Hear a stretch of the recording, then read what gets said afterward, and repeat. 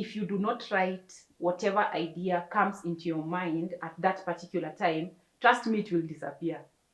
Um, and you will not remember it. By then, you'll be like, I had such a brilliant idea.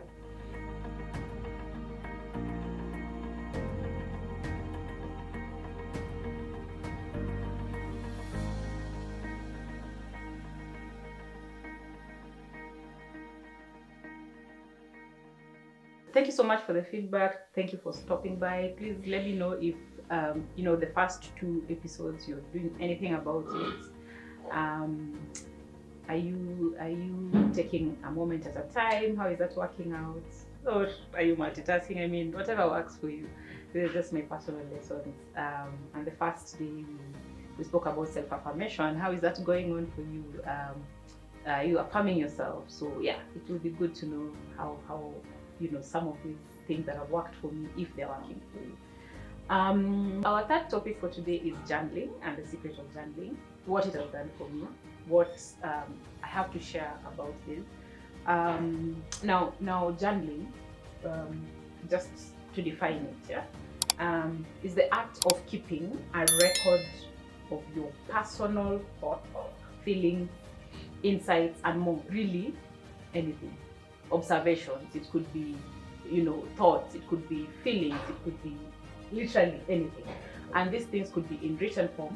They could be in drawn form. They could be typed. They could be recorded. As long as you're keeping a record of your feelings, that is what journaling is. So, do we all journal, or do we confuse it with keeping a diary? So this is the fact for this episode. What's the difference between journaling and keeping a diary? Keeping a diary is taking note of important things to keep track of. So this could be reminders. This could be a to-do list. For example, if you go to work and you're like me who writes a to-do list of the day, then that is, you're trying to keep a record of important things you want to remember about.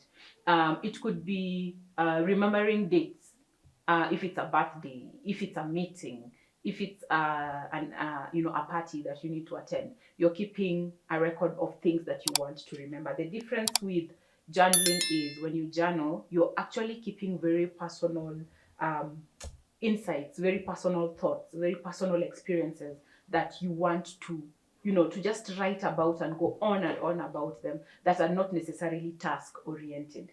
So the thing that we do in school when we go for classes, for example, for seminars, for our careers, for our trainings, when studying, when doing designs and drawing, that is very separate. That is just taking notes. It's really not taking, because you're in a space where you're required to do that. But today we want to talk about journaling. So some of the things that, or the times that we journal are when building a project, or you want to put ideas, or you want to put in a business, or you want to start, something like a podcast, for example. And for my personal journey on journaling, I've told you that, I've mentioned before that this podcast, I have coined it for the past 2 years. 2 years. 2 years. That means that every year or every month, in and out, I have been writing something towards this. And the beauty with journaling, or putting your thoughts into paper, or into an illustration or something, is that it becomes clearer. It's very simple but very powerful. I don't know how else to describe it. Like, the idea of what I am doing today is not what I thought about 2 years ago. So I would encourage you, if you have a business idea, if you have a project you want to start on, if you have something that you need clarity on, that idea that you have at that particular time, just keep writing it down.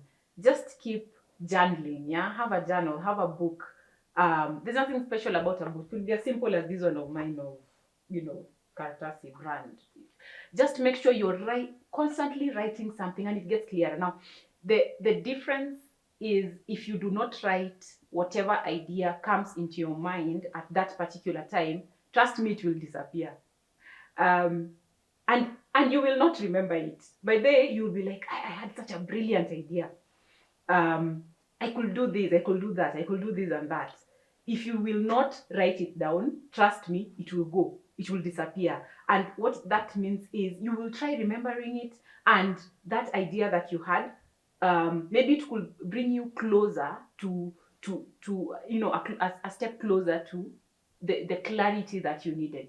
So imagine yourself sometimes, even if you're driving and this idea comes, or you're walking and this idea comes, and you may not, and I appreciate that sometimes you may not have a pen and a paper um, within your reach, but one thing that you have within your reach is your phone. You always have your phone. This era, we always have phones, and all of them have something called a recorder. Yeah. So if you are walking, or you're somewhere where you cannot access a paper or a pen, just press a recorder, record your voice about that particular idea. Yeah. And then just make sure you keep it, make sure you have it somewhere, because the next time you're going to remember about it, you'll actually have somewhere to reference it from. So when you're thinking about building a project, and you need something that is a business idea, something that you need clarity on, just keep journaling, just keep writing. And you hear people who are script writers, people who are songwriters, when they tell their stories, they say sometimes, I woke up in the middle of the night, and that's how the song was coined. That's because the idea came right at that moment at night. You'll probably find that they sleep with a paper and a pen under their pillows. They wake up and they just keep writing. And when that idea comes, just keep writing it. Journaling is very simple yet very powerful. And there's a saying that says, we always have a way of forgetting things we ought to remember and remembering things that we ought to forget. Like, it's so true. When that thing that you're really supposed to remember, imagine that is the one that you're going to forget. So for us to help ourselves not to forget, then we journal, then we write down that feeling or action. Another thing that we need to journal about is gratitude. There's so much negativity in this world. Wow, so much, so much. When you look at all corners of our lives, look at the news, look at cost of living, look at diseases, wars. It's so much negativity. One thing that I found very powerful about journaling is when you journal about things that have actually gone right in your life. It could be as simple as, I completed the day today without any dramas, or I had this drama and I was able to navigate through it like this. You could do it every week. You could do it every day. You could do it every month. You could do it every time you feel like you have something to give gratitude to God for. Um, and I keep something called a gratitude jar. I was gifted a gratitude jar by one of my friends a while back. And that jar has really helped to put in little small notes on what I am thanking God for, or what I am grateful for. It could be as simple as, cost of living has gone and you've not slept hungry this month. Or I didn't think I would survive this month without 1, 2, 3. Or I got a promotion at work. Or any small thing. Try to look for the small thing that you want to be grateful for. Write it down and put it in that jar. Then, let's say when you're crossing the year, or during your birthday, or during a celebration, you remove the small points on the small notes slowly, one by one. You read them, and you'll see there's so much to be grateful about. That is also a way of journaling. Another thing that you could journal about is keep a prayer journal. We always whining about everything that we need, everything that we are asking for, everything that we want to be blessed with. And it's okay. I'm a believer, and I believe that God, already knows what we are asking for. But every time you ask for something, make sure you write it down. Make sure you say, today I asked for a job. Today I asked for a better pay. Today I asked for good health, for, whatever. Keep writing everything that you are asking God for. And every time the prayer is answered, it's like you're almost sitting down waiting for the events to unfold themselves. So you go back to your journal, and it's like, this is actually an answered prayer. This is an answered prayer. And then it will also contribute to your gratitude jar, because then you say thank you for all this that was answered. So a prayer journal is also another way that we keep journals for. And the fourth one, that would be a bit controversial, I know, but it has worked for me, I would like to share, is we journal for mental health. If you have been privileged to visit a therapist, for example, and really this is a point of contention. I think therapy should be mandatory. At one point or another, I think all of us are crazy. Like, we reach a point and we need help, all of us. Our levels differ, but we all need professional therapy. Professional therapy. What one thing that they make you do is to journal. If you have not dealt with emotions, it could be loss and grief. It could be, you lost something that was very valuable to you. You could be going through separation or divorce. I don't know what it is that you're going through, but sometimes we have so much emotions bottled up in our hearts, in our minds. We don't know what to do with it.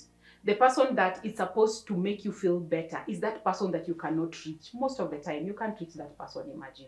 So what therapy does for you is they tell you, okay, go sit down, get a paper and a pen, and then write letters. Write letters of everything that you feel in the rawest form that you feel. If you want to curse that person, curse them there.